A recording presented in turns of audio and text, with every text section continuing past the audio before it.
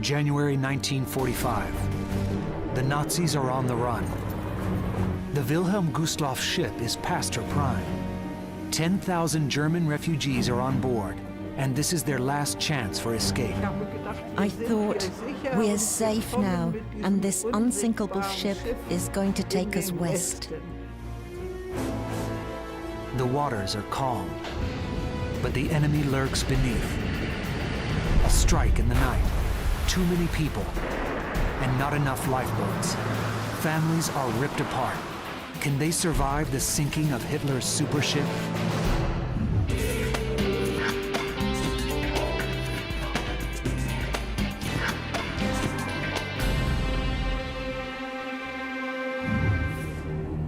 The story begins in East Prussia, a province on the eastern edge of the Nazi Empire.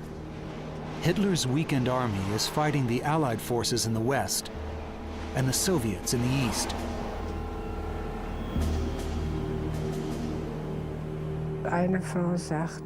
One woman said, "But our Führer won't allow the Russians into our beautiful East Prussia."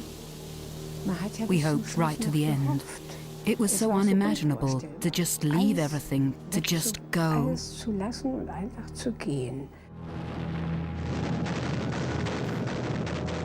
January 12th, the Russian army's assault on East Prussia begins.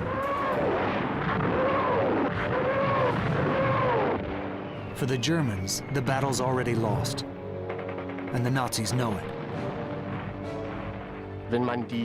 If you look at the Eastern Army Group's plans, they had no idea what to do. They had far too little equipment, they had no petrol, they had too few weapons, the soldiers were exhausted, and basically they knew that when the Russians attacked, they would make big operational breakthroughs. The Russians, the world's largest army, advance along a 900-mile front, deep into Germany's East Prussian provinces. They're bigger and better equipped. They want revenge against the Nazi Germany. An eye for an eye, a life for a life. Deep inside, each of us only had that one thought. They couldn't expect sympathy from us. No way, no, no, no. They came to us with a sword, now they will die by the sword. For the past 3 years, Germany has decimated the Russian homeland.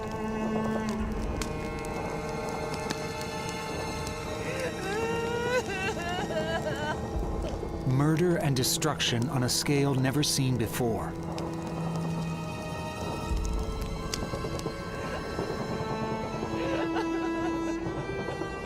And suffering. Millions and millions of innocent civilians died. They were our people. Our villages and towns were destroyed, along with so much property. Of course, that made us want revenge. It made us want to get our own back.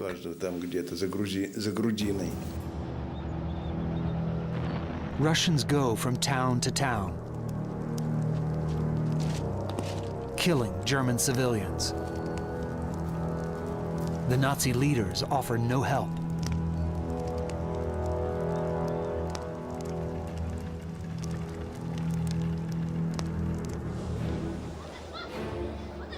Only a few will manage to escape the advancing army.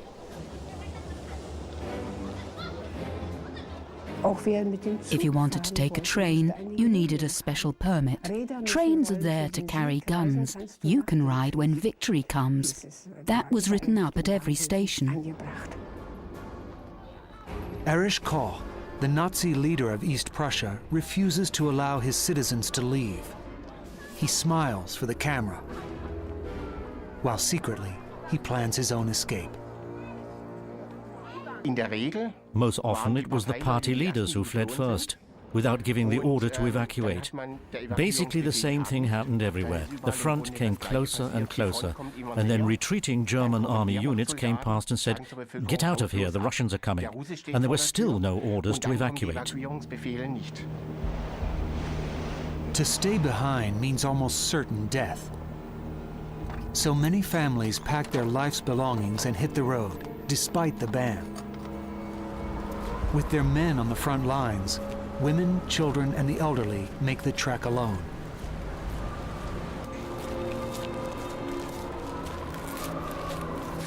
Hundreds of thousands take to the long roads out of East Prussia.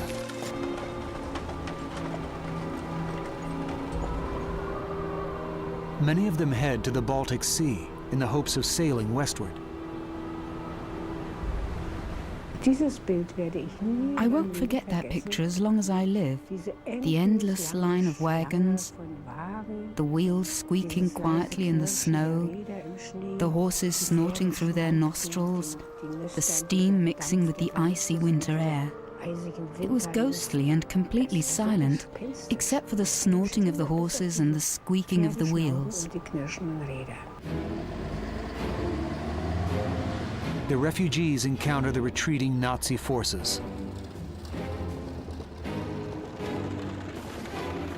The orders were clear.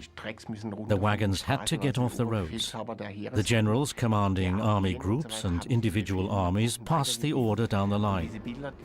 And those pictures, those terrible pictures of the wagons lying in ditches, it's perfectly possible the Wehrmacht did that. They cracked down hard. The Russian army approaches the Baltic, cutting East Prussia off from the rest of Germany. On January 21st, the Soviets finally reached the port of Elbing, where Naval Auxiliary Osula Reisas is stationed. There was a thundering and a thudding, and the door was ripped open, and a soldier stood there shouting, "Move, move, the Russians are here. Their tanks have reached the town." Reisas flees Elbing as the Soviets take over. East Prussia is now completely cut off. For the refugees, there are only two ways to escape, either by ship from the port of Pillau or over the frozen waters of the Hof Bay. Their goal is Gotenhafen, where large ships are waiting to sail westward to safety. One is the Wilhelm Gustloff.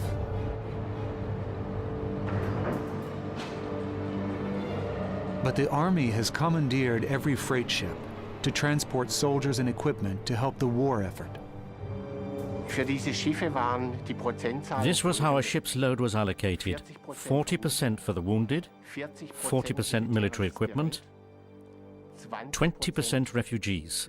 The military had absolute priority. And it wasn't about saving refugees. That was what you might call coincidental. It was improvised. You took refugees along if you happened to have the space. The Wilhelm Gustloff is the Nazis' super ship. It's a floating barrack and a U-boat training school.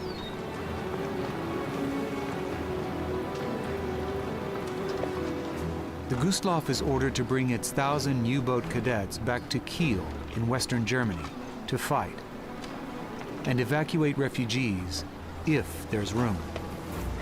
Between the Gustloff and the refugees lie the frozen waters of the Hof. And it's the coldest winter in decades.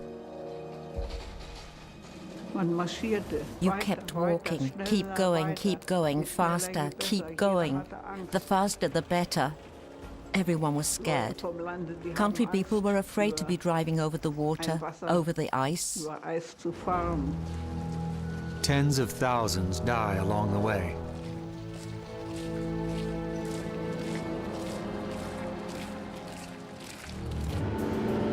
And the Russian tanks are close behind.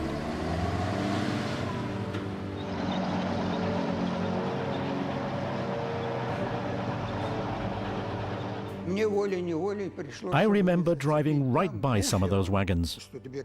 I wasn't the least bit interested whether the civilians on them were alive or dead. We had to advance. Forwards, forwards, forwards.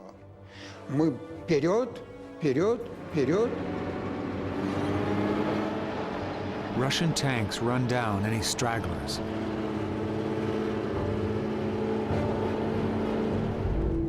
The Nazis refused to surrender Königsberg, the capital. With most of the army gone, teenagers and old men struggled to defend it.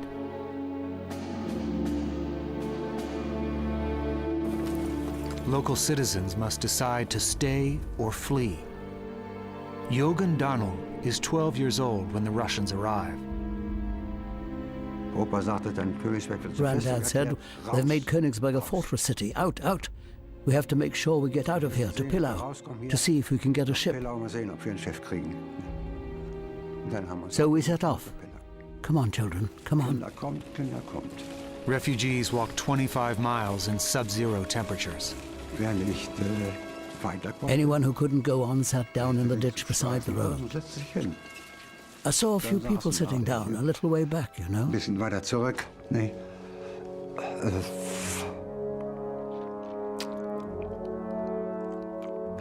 And you wondered, what are they doing there? They've got to get up, they're already all white. And at some point, God had taken pity on them, and he'd sent this great shroud.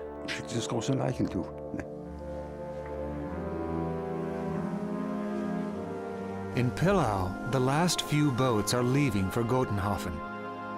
The people were just standing there. Then Mother yelled, I have 4 children and my father. Then they had to let us on. The others had to stay behind. It's a freezing overnight trip from Pillau to Gotenhafen.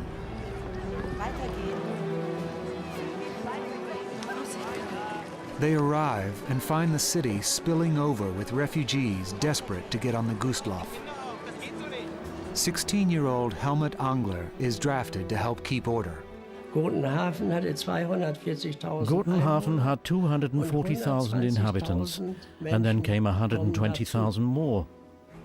Every one of them, without exception, whether they were children or adults, they all looked at the very end of their tether. It was a hard thing to see. Outside, it's dangerously cold.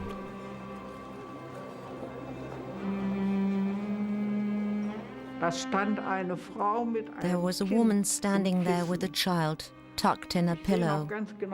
I can still see it quite clearly. She was holding the pillow around the child. The child was dead, but the woman didn't see that. She kept looking at this child. It was dead, but she held it in her arms. It was her child. To those waiting, the Wilhelm Gustloff is a symbol of hope. But it's in a restricted military area. No one will get on without a pass. We were registered. We were in the Navy. We had papers we could present. We belonged. There are tickets for big families and for some privileged categories. They sorted through these people, checking for party membership. That still counted at first. But the people on the quayside were hungry. They were thirsty. They were freezing. They pushed their way onto the ship. They couldn't do anything about it. They had to let them on. Eventually, the soldiers give up checking for tickets. And Jürgen Danl and his family make it on. Mother said, now we've made it, children. No more wet gloves, no wet feet. It was a poem, it was hope.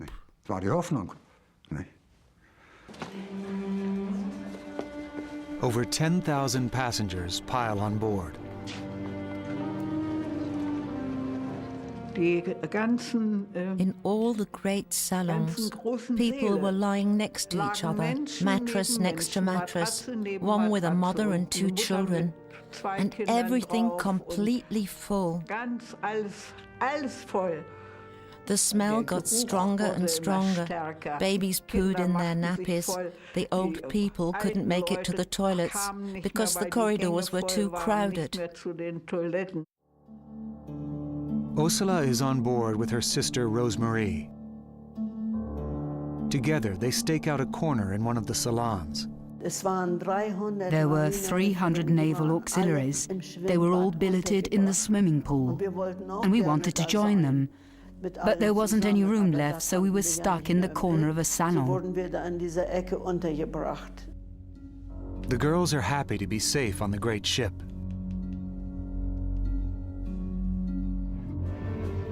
But the Gustloff's officers are worried. The ship has bomb damage and hasn't been to sea for 4 years. Now they're about to set sail in dangerous waters with thousands of civilians on board and lifeboats for only half of them. It's January 1945, and the Nazi warship, the Wilhelm Gustloff, is filled with civilian refugees fleeing the advancing Soviet army. Over 10,000 passengers are on board, mostly women and children. But the lifeboats have capacity for only half that number. I thought, we're safe now, and this unsinkable ship is going to take us west.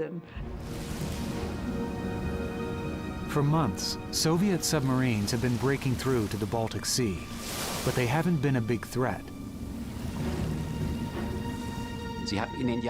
In previous years, they had only limited success, so it could well be that the Germans rather underestimated the danger from Soviet submarines.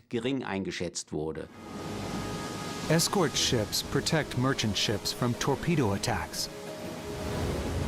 But by 1945, cruisers and destroyers are in short supply in the Baltic.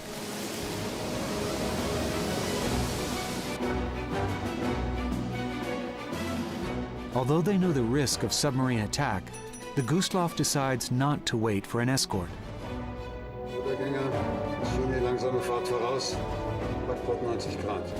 On January 30th, 1945, the Wilhelm Gustloff set sail. We're on our way to freedom. You really can't describe that feeling. It was uplifting. It was warm. Everyone had settled down. Everything was quiet. And we were underway. In less than 3 hours, the Gustloff reaches the open sea. On the bridge, heated discussions develop between the ship's commanders. The Gustloff's official captain, Friedrich Petersen, is a merchant marine officer. There are 2 additional captains and a first officer with a captain's license. The 1,000 U-boat cadets on board are under the command of Lieutenant Commander Wilhelm Sahn. Arguments erupt on the bridge over which course they should take. There are 2 possibilities. If they stay close to the coast, they'll be safe from submarines, but the waters are full of mines. Or there's a deep water route known as Lane 58, which is regularly swept clear of mines. Submarines could be lurking here, but if all goes well, this is the quicker route. Gustloff's U-boat crews are expected in Kiel as soon as possible, so the captains choose Lane 58. What they don't know is that cruising nearby is a Soviet submarine, the S-13. It's been on patrol since January 11th, with a clear mission. Our mission was the same as always, to destroy the enemy. We were to look for transport ships and sink them. S-13's commander, Alexander Marinesco, needs a victory. His patrol should have started 9 days earlier, but he went missing and no one could find him. A high treason offense. This is his last chance to redeem himself.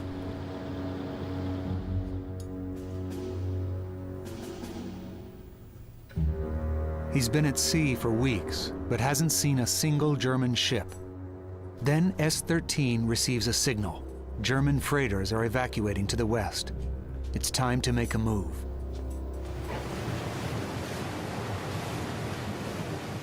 On the Gustloff, the war seems far away.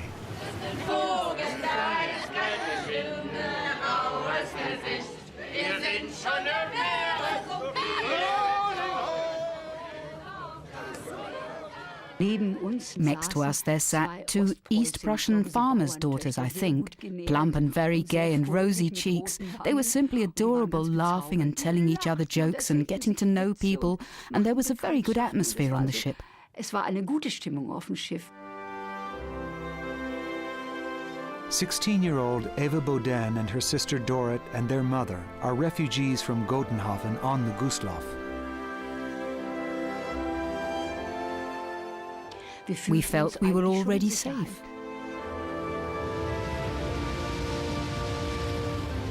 It could be a busy night on Lane 58. Gustloff's commanders worry they might collide with other German ships in the dark. After another heated debate on the bridge, the captains switch on the navigation lights.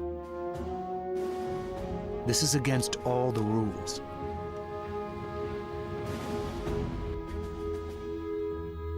The Gustloff keeps moving forward. An hour later, the lights are switched off again. But it's too late. Держать дистанцию, медленно преследуем. The Russians spot them and take up pursuit.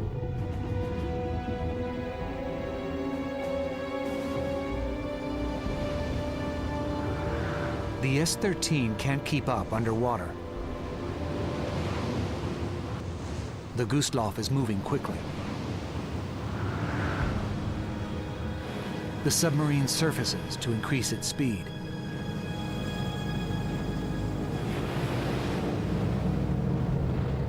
Two hours later, the Soviet sub catches up with the Gustloff. Crew members take their stations.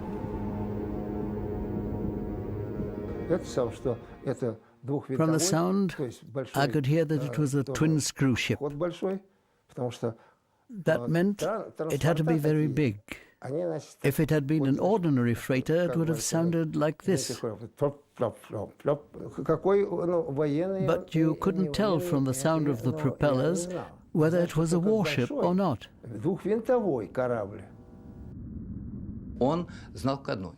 When he looked through his periscope, Marinesco could see that it was big, and it wasn't a warship. But he couldn't tell what it was carrying, wood or weapons or people. How could he tell that? He was simply pursuing a big transport ship. That was all. He was following his orders to sink large warships and freighters. And that's what he did. Marinesco orders a daring maneuver. They'll sail around the Gustloff and attack from the shore side, as Gustloff's lookouts concentrate on the other direction. This is the best chance Marinesco has to avoid any escort ships in the darkness. If we had been spotted by convoy escorts, that would have been the end of us. We would never have got out of there alive.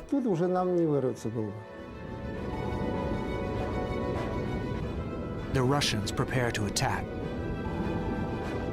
While on board the Gustloff, the refugees believe the worst is finally behind them. It's January 30th, the 12th anniversary of Hitler's rise to power. Deutsche Volksgenossen und Volksgenossinnen. The Führer addresses the nation, and passengers listen on board.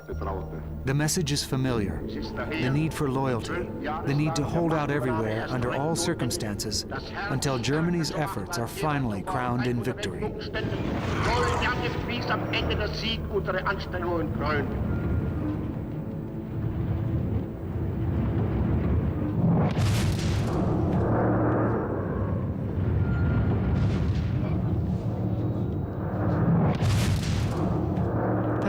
Suddenly there was an explosion, and a second, and a third, and there was a clanking sound. And Mother yelled, "Children, out, out, we've hit a mine."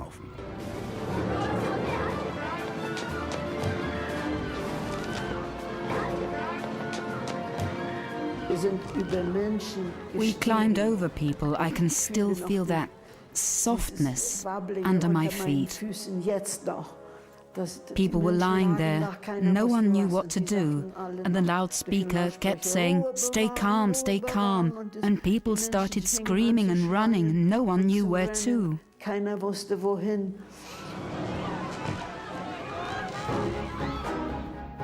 The first torpedo hits just off the bows and destroys the crew's living quarters. The second explodes right under the swimming pool, killing over 360 Navy auxiliaries camped inside.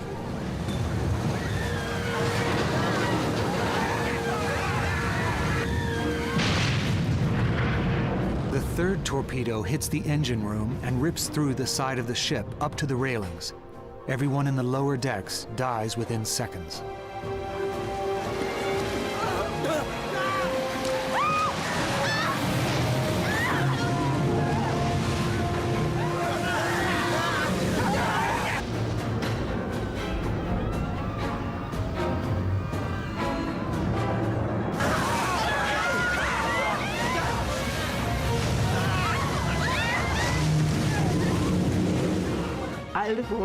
Everyone was pushed towards the lower promenade deck.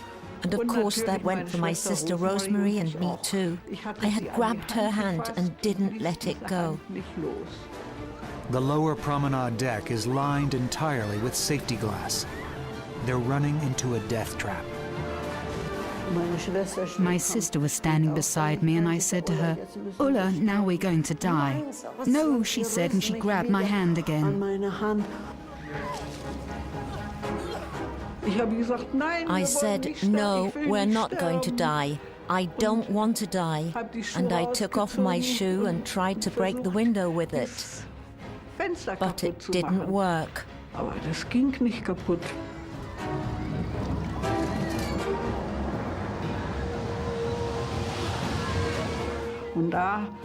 And then an officer, or one of the sailors, kept shooting at the window. And then we could push it out. The sisters are washed overboard and separated. All of a sudden I realized there's water in my ears, in my nose, my mouth. God, I think, please let me lose consciousness. Let me die quickly. Just want to die quickly. And suddenly I've got air again. On the upper decks, the crew struggles to launch the lifeboats. The rafts are frozen and the riggings are iced over. They manage to lower only a few. It's a fight for survival. A man wanted to get in, had a scarf around his head. He was shoving his way through. "I want to get into the boat, want to get in." And the sailor officer saw him and forced him back. "Women and children only. Women and children only." He was thrashing around. He just had to get onto the boat. And the officer shot him.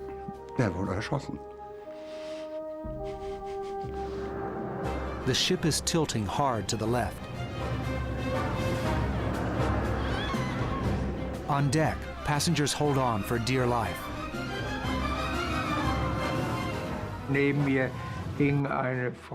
Beside me, a woman was hanging on, and next to her 2 children, and next to them a man. He was the only uniformed man I'd seen on board with a swastika armband. The woman kept screaming at him, "Finish it, finish it." Then he took out his pistol, still holding on with one hand, and first he shot the 2 little girls, and then his wife. And then he held the pistol to his own temple, and it didn't go off. He'd run out of bullets. He yelled at me, "Give me your pistol." And I shouted back, "I haven't got one." And then he let go and slid after his dead wife and his children across the icy, snow-covered deck and over the side.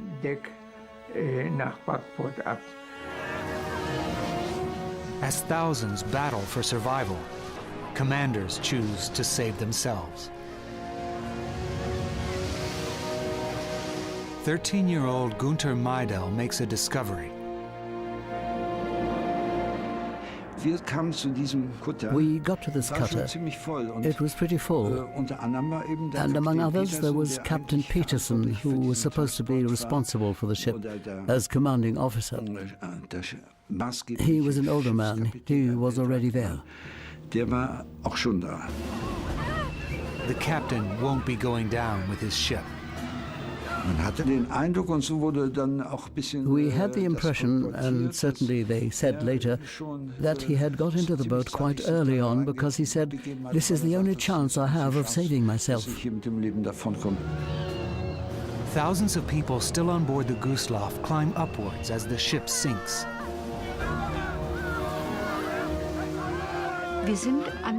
We climbed onto the rigging. Me first. My mother handed me my sister. I sat her down beside me. I simply sat her down at my feet. If it had been my child, I would probably have put her between my feet.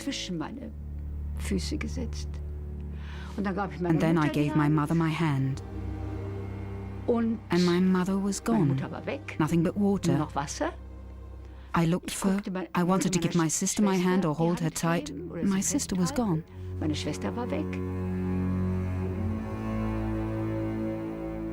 Her sister Dorrit is just 6 years old. She and her mother drown in the freezing waters of the Baltic.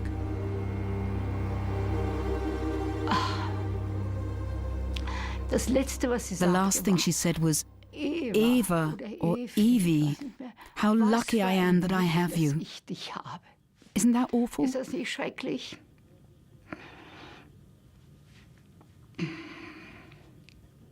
And I didn't save her.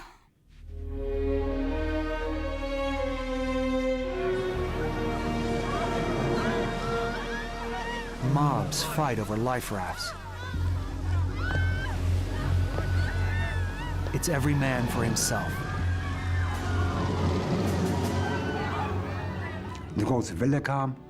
A big wave came.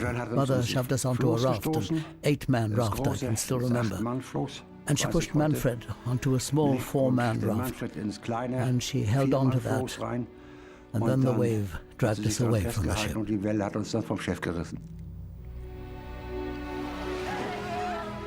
All 3 brothers do make it on the same life raft.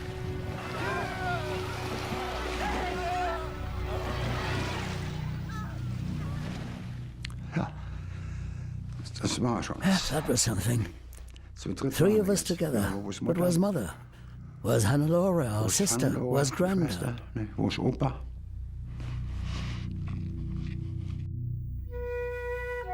They all survive except Jogan's grandfather, who led the family from the ruins of Königsberg to the safety of the boat.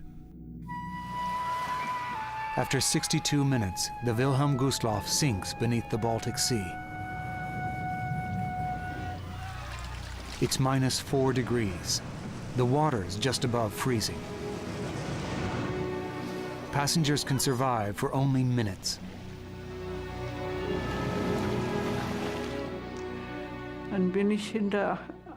I was swimming behind a life raft. People were hanging on like bunches of grapes, holding on to one another. They tried to hold on to me. I kicked them away. I tell you quite honestly, I kicked them away because they would have dragged me under. She manages to climb onto a raft. There were children floating around us, wearing life jackets.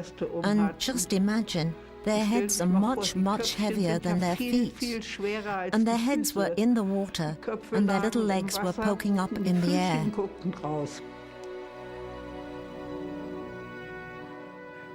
Afterwards, I could never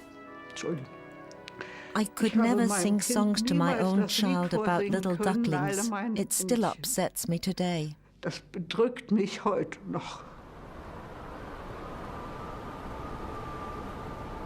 Now there's nothing to do but wait.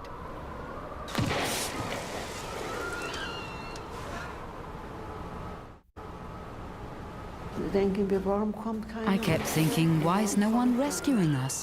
Why is no one here? And everyone started shouting in a chorus, help! You can't describe that cry. Just a few miles away is the German Navy cruiser the Admiral Hipper and a torpedo boat escort. They answer the rescue call, but the Hipper already has 2,000 people on board. They're afraid of another torpedo attack. And then they sailed away again. They've forgotten us. Of course, there was a feeling of despair that you'd never forget for the rest of your life. You're floating in a little nutshell, and they just sail away.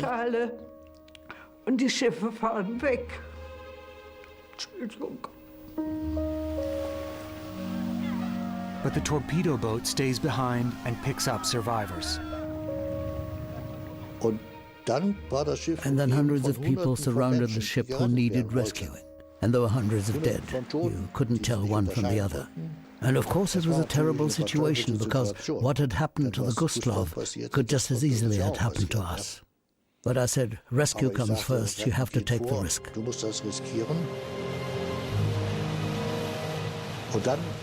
And then suddenly there was a miracle on the bridge. The captain of the Gustloff appeared. That was quite an encounter, quite a surprise. He was dry. And the commander of the U-boat cadets appeared.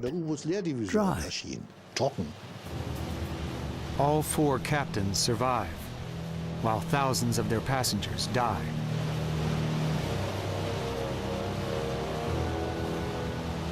The torpedo boat saves as many as it can, but they're not out of danger. The S-13 sub torpedoes the rescuers, too. I was standing on the starboard bridge wing, and I saw them, quite well spaced. And then there was only one thing to do. Full ahead and hard a starboard. The escort boat retaliates.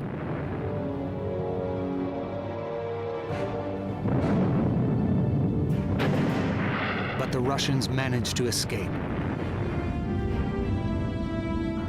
564 passengers are rescued from the freezing water. Then my first officer came to me and said, Herr Kaloy, Kaloy is what we call a lieutenant commander on the ship. We can't pick up anymore. It's over. I said, all right, then we'll stop. And with a heavy heart, we left the site of the sinking. But other rescue ships are on their way. And suddenly there was a ship, a big ship not too far away. Oh dear God, where did that come from? No one saw it coming. And then they threw the rope across and tied it on. And then all I could do is hold up my hands, and they dragged me up, and I fainted.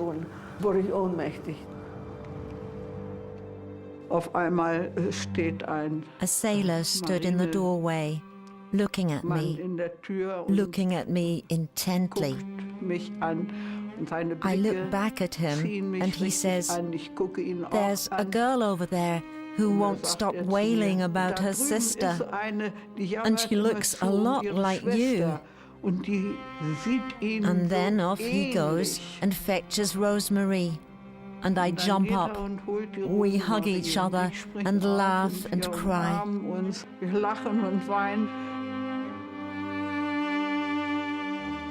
Most others have nothing to celebrate.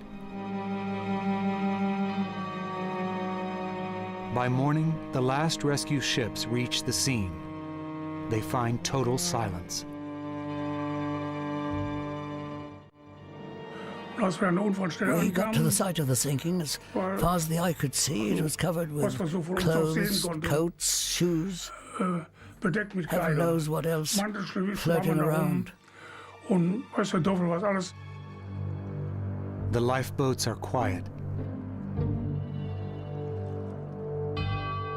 Und in einem dieser Boote waren dann And in one of those boats, Tote there were zu dead sehen, bodies. also weibliche bodies of Leichen women und and auch bodies of Kinder. children.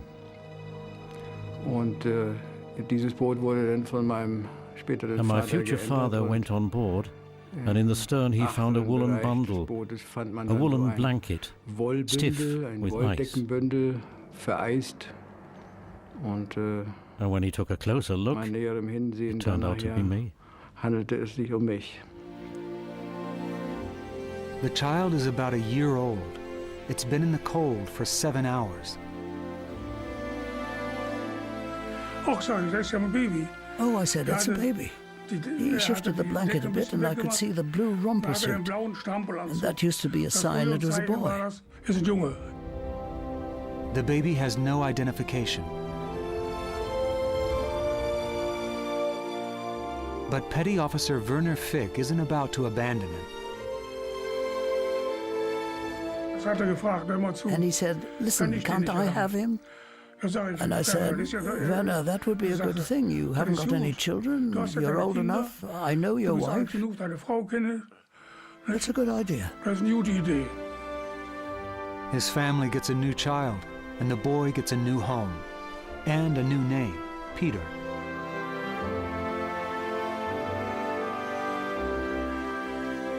After the war, many children search for their missing parents.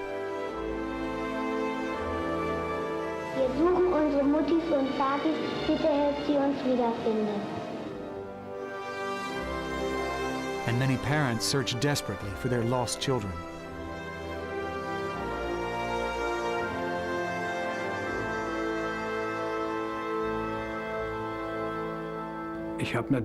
Of course, I noticed that couples were continually coming to see my parents, to see if I was their son.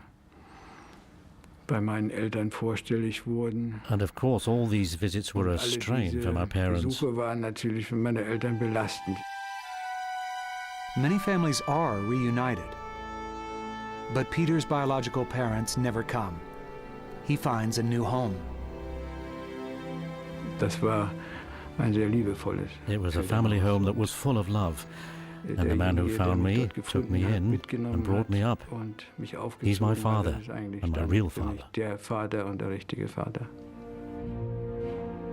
9 ships rescue the survivors, bringing most to the western ports at last.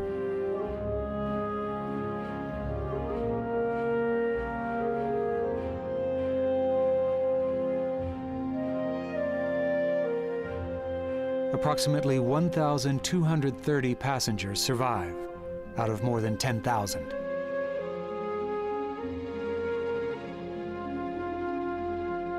Over 9,000 drown in the icy waters, 6 times the number that die on the Titanic. But the torpedoing of the Wilhelm Gustloff is not considered a war crime. The Gustloff was sailing in combat waters with its lights switched off. It was carrying anti-aircraft guns. It wasn't sailing under the Red Cross. It had 1,000 trained U-boat personnel on board. The sinking of the Gustloff was an entirely legal act of war. It wasn't a war crime. The Russian crew of the S-13 gets little recognition for sinking the Gustloff.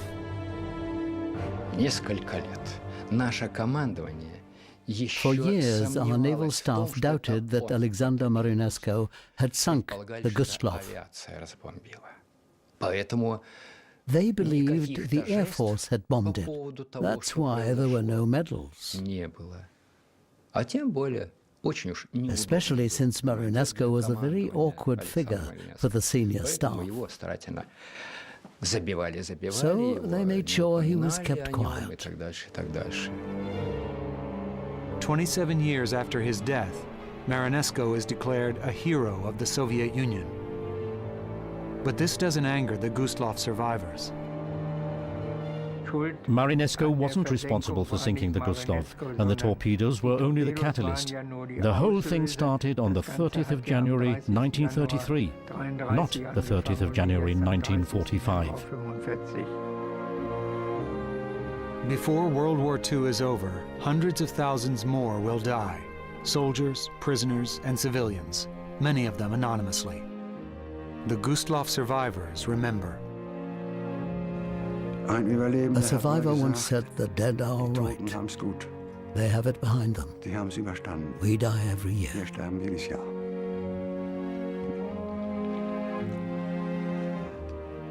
I've thought about that a lot, and he's right.